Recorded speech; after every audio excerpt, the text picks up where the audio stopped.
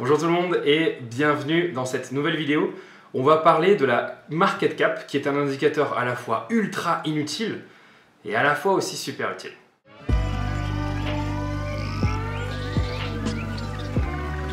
Avant de commencer cette vidéo, petit coup de pub, DMT et le journal du coin se sont associés pour lancer le trading du coin. Vous avez le lien dans la description, je vous laisse découvrir ce nouveau site et ce nouveau service pour pouvoir vous accompagner dans vos investissements et dans vos trades sur la crypto-monnaie. Alors cette vidéo a fait suite à des messages que j'ai lus sur les réseaux sociaux où il y avait une personne qui demandait quelles étaient les meilleures cryptos à acheter en 2018. Quelqu'un avait dit tu regardes toutes celles qui sont en dessous de 1$ et puis tu t'intéresses à leur projet puisque ce sont celles qui ont le plus gros potentiel de hausse. Et puis quelqu'un avait dit mais non, mais tu connais strictement rien au trading et à l'investissement, ce n'est absolument pas le prix de la crypto qu'il faut regarder, c'est la market cap. Donc il faut regarder les cryptos qui ont une très petite market cap parce que c'est elles qui ont le plus gros potentiel. Et bien rien n'est plus faux et du coup on va expliquer ça en expliquant et en décortiquant la formule ultra compliquée de la market cap. Donc la formule c'est le prix du token ou du coin multiplié par le nombre de tokens ou de coins en circulation. Donc on va déjà expliquer le prix et ensuite on va regarder le nombre de tokens en circulation et ensuite je vous expliquerai finalement, même si c'est un indicateur complètement inutile, pourquoi est-ce que c'est un indicateur qui est en fait super utile. J'ai couru, du coup je suis essoufflé, j'ai pas fait de sport depuis au moins 3 ans. Alors commençons par le prix, puisque c'est une composante extrêmement importante de la market cap. Donc pour rappel, la market cap c'est prix multiplié par le nombre de tokens. Et qu'est-ce que c'est que le prix? C'est tout simplement le déséquilibre ou l'équilibre entre, donc le consensus entre l'offre et la demande. Prenons l'exemple du Bitcoin. Imaginons qu'il y a 1 million de Bitcoin en circulation. C'est un exemple, et que le prix du Bitcoin soit de 1$. Donc quelle est la market cap? 1$ fois 1 million égale 1 million de dollars. Maintenant, imaginons que l'on soit sur un exchange et que parmi le million de bitcoins qui sont détenus par les gens dans le monde, finalement, il n'y ait qu'un bitcoin qui soit proposé à la vente.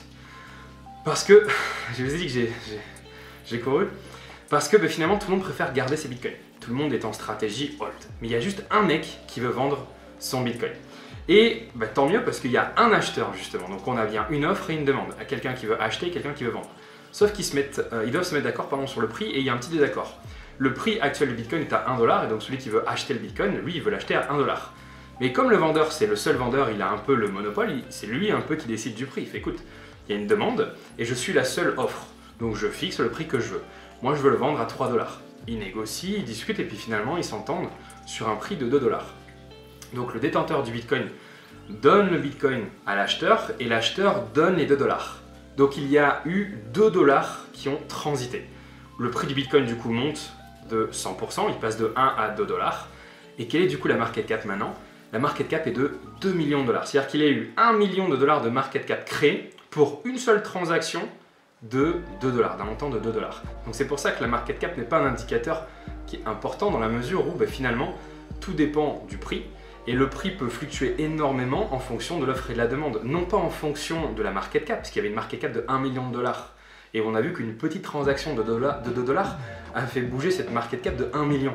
Non, juste parce que justement tout dépend de l'offre et de la demande sur les exchanges. Donc ça c'est le premier argument qui explique pourquoi la market cap est un indicateur complètement bidon. C'est parce que tout dépend des prix des exchanges. Et n'oubliez pas que sur les exchanges, il y a uniquement les acheteurs et les vendeurs qui sont sur l'exchange, mais ça ne représente même pas les achats-ventes de Bitcoin qui se font en dehors des exchanges. Moi j'ai déjà vendu mes Bitcoins en dehors d'un exchange. Il y a un mec qui vient me voir, il a des dollars ou des euros ou des levas, on échange du coup Bitcoin contre de la monnaie et c'est tout. Et ça se fait en dehors d'un exchange, en dehors d'un order book et du coup les prix ne bougent pas.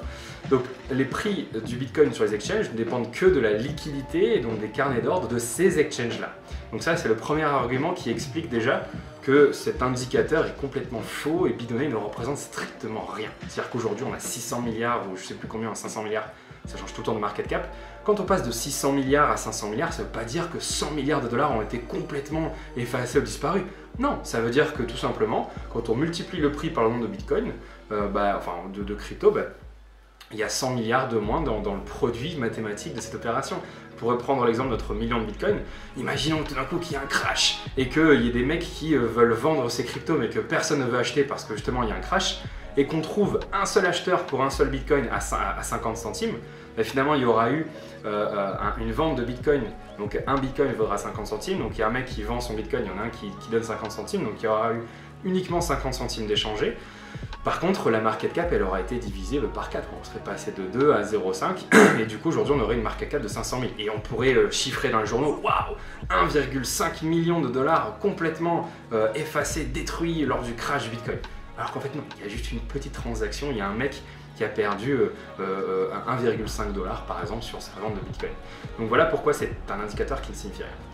La deuxième composante de cette opération mathématique, c'est le nombre de tokens. Et là encore, on va voir que finalement, ça ne signifie pas grand-chose parce que le nombre de tokens, non seulement ça n'indique pas la rareté, mais en plus, c'est le créateur du token qui peut décider arbitrairement du nombre de tokens en circulation.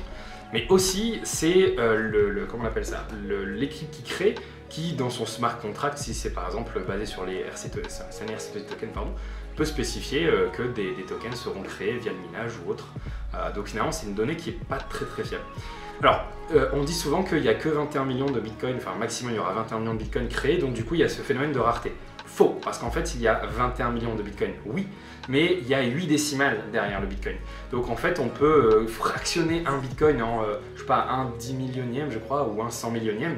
Donc finalement, c'est pas comme s'il y avait 21 millions de bitcoins, en fait il y a 21 millions de bitcoins avec, on peut le diviser encore en 8 décimales, donc finalement il y a une quantité astronomique de Bitcoin, puisque le Bitcoin est vraiment divisible comme la plupart des cryptos.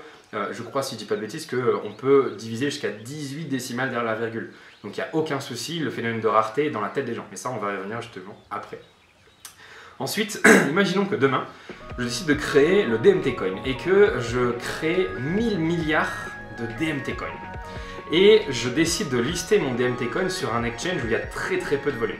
Par exemple, je sais pas, Blue Trade ou je sais pas en fait entre guillemets les exchanges de second rang. Donc je fais lister mon token ici. Comme il y a très peu de volume sur cet exchange, finalement les prix vont énormément fluctuer. Il suffit, on ne sait pas pourquoi, qu'il y ait un tout petit pump, que je mette quelques petits messages sur les réseaux sociaux comme « Waouh, Tron c'est la révolution, il faut en acheter !» Je dis pas que Tron c'est de la merde, je dis juste ce qui s'est passé il y a pas longtemps. « Waouh, il faut que vous achetiez ce DMT Coin, c'est génial !» Les gens commencent à en parler, il est listé sur un exchange avec très peu de volume. Du coup, moi, détenant quelques petits tokens, parce que je suis l'équipe fondatrice, je vais vendre les tokens que j'ai sur cet exchange de seconde zone. Je vais les vendre à des prix de plus en plus élevés. Les gens vont acheter. Du coup, la crypto va faire 300 ou 2000% dans la journée. Elle va passer par exemple de 10 centimes à 3 $. Et tout d'un coup, quelle sera ma market cap ? Ce sera 3 multiplié par 1000 milliards. J'aurai donc une market cap de 3000 milliards. J'aurai donc la market cap la plus élevée de tout le game. Et qu'est-ce qui va se passer ? Les journaux vont parler de moi, les gens vont parler de moi et tout d'un coup, je vais être listé tout en haut de CoinMarketCap en étant la crypto qui a la plus grosse market capitalisation. Et du coup, les gens vont s'intéresser à mon projet et vont en acheter encore plus et ça va faire monter et j'aurai une market cap gigantesque. Donc vous voyez qu'en fait, il suffit d'avoir un très grand nombre de tokens listés sur un tout petit exchange pour justement avoir un prix qui va fluctuer énormément pour que ma market cap augmente artificiellement. C'est exactement ce qui s'est passé avec le Ripple. Le Ripple, l'immense majorité des tokens sont détenus par la société ou en tout cas ceux qui ont créé le Ripple. Et une toute petite partie des Ripple sont sur les exchanges. Donc comme il y a très peu de finalement Ripple sur les exchanges et dans la main des investisseurs, le prix peut fluctuer plus ou moins assez facilement. Et comme il y a énormément de Ripple en circulation, ça crée une market cap énorme. Mais en fait, les montants dans le Ripple sont ridicules et n'ont rien à voir avec les montants énormes que laisse suggérer la market cap. Donc ne vous laissez pas berner par 1, le prix, et 2, le nombre de tokens. Bon, du coup, ça c'est une critique qui est un peu acerbe de la market cap et vous voyez bien que c'est un indicateur qui est complètement bidon. Et pourtant, c'est un indicateur qui est ultra utile. Pourquoi ? Parce que sans vous insulter, la plupart des investisseurs sont bidons. C'est-à-dire qu'en fait, ils savent pas ce qu'ils font. Les mecs, ils achètent de la crypto parce que ça monte, ils achètent de la crypto parce que leurs voisins en achètent. Et du coup, ils pensent que la market cap, c'est ultra important. Et qu'est-ce qui se passe quand beaucoup de gens s'intéressent à quelque chose qui est complètement inutile ? Ça devient utile. C'est un peu ce qui se passe avec les Fibonacci. C'est du grand n'importe quoi, les Fibonacci. Mais pourtant, si plein de monde utilise les Fibonacci sur la crypto, ça va devenir quelque chose qui est important. Parce que plus de personnes utilisent quelque chose, et plus ça devient quelque chose qui est utile. Et la market cap, même si c'est un indicateur qui est complètement bidon et inutile, le fait qu'il y ait énormément de personnes qui s'y intéressent fait que c'est un indicateur important. Alors il y a deux choses qui sont importantes dans la market cap. Si effectivement vous investissez dans une crypto qui a une faible market cap, elle a peu de chances d'être listée dans les 100 premières de CoinMarketCap. Du coup, elle n'est pas très visible par la plupart des gens. Et donc les gens qui trouvent cette crypto ont l'impression de dénicher une affaire parce que justement il n'y a pas beaucoup de monde qui en parle. En fait, il faut que vous voyez CoinMarketCap comme Google. Quand vous êtes en 6e position de la page Google, vous n'êtes pas visible. Quand vous êtes en première position Google, par contre, vous êtes ultra visible, même si votre service est à chier. Et du coup là c'est pareil, à partir du moment où vous arrivez artificiellement ou pas à faire monter la market cap de votre token et que vous passez dans le top 100 puis ensuite le top 50, les gens commencent à parler de votre token, commencent à s'y intéresser et plus de gens vont l'acheter. Et du coup tous ceux qui ont acheté lorsque la market cap était très basse, et ben du coup ils se retrouvent emportés peut-être dans une vague acheteuse et donc gagnent beaucoup d'argent. Donc quand quelqu'un vous dit qu'il faut s'intéresser à des tokens qui ont une petite market cap, ça sous-entend intéresse-toi à une crypto qui pour l'instant n'a pas de hype ou du coup il n'y a pas encore énormément de personnes qui s'y intéressent. On commence à les accumuler à des prix les plus bas possibles en espérant qu'un jour la market cap puisse lui permettre d'être dans le top 100 et dans le top 50 et pourquoi pas après dans le top 30 pour être beaucoup plus visible, pour qu'ensuite plein de personnes achètent beaucoup plus haut et créent une hype, gonfle du coup les carnets d'ordre à l'achat et laisse du coup le prix s'apprécier pour que toi tu fasses de l'argent. Donc c'est pour ça que la market cap peut être intéressante, ça permet du coup de voir ce que les gens en général ne regardent. La deuxième chose qui est importante du coup sur une market cap, c'est tout simplement le fait que... je réfléchis. En fait, il n'y a pas de deuxième chose, je crois que j'ai tout dit. Donc voilà, j'espère que vous avez bien compris cette vidéo. Donc j'essaie d'être le plus apartisan possible, comme sur la première vidéo sur la bulle. Donc la market cap, c'est n'importe quoi, mais par contre, comme c'est très utilisé, très regardé, ça peut être très intéressant du coup à étudier. Donc ça fait partie des indicateurs quand même à regarder et à utiliser jusqu'à ce que les marchés soient un peu plus matures et comprennent que cet indicateur est complètement forward. Prochaine vidéo, du coup, on va parler du Ripple et plus généralement des utility tokens. On va faire une très grosse critique des utility tokens et vous allez comprendre pourquoi, du coup, selon moi, ces tokens ont très peu d'avenir dans l'avenir, dans le futur. Voilà, je vous souhaite une bonne semaine et je vous dis à très bientôt. Ciao.